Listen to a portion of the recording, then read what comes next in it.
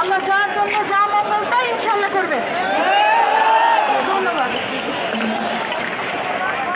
শিক্ষার্থী আজকে যখন বাসা থেকে বেড়ে আসছি, যদি বাইচে ফিরতে পারি তাহলে গাজী, আর যদি মারা যায় তাহলে শহীদ।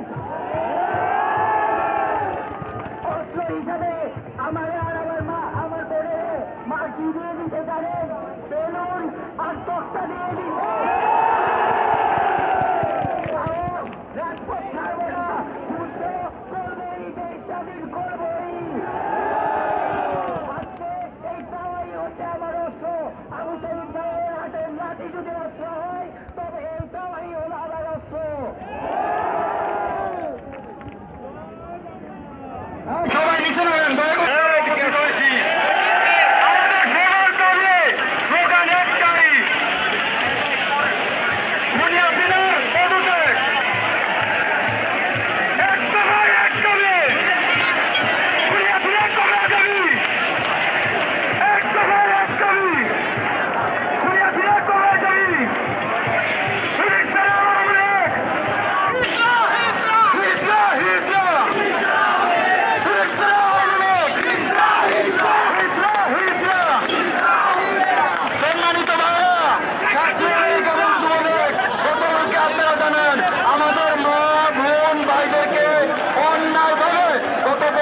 মেরে রক্তাক্ত করেছে আমার ভাইয়েরা হসপিটালে, তামিলেরা করে আমরা তাদের প্রতিশোধ দেওয়ার আগ পর্যন্ত এই মাঠ ছাড়বো না ইনশাল্লাহ।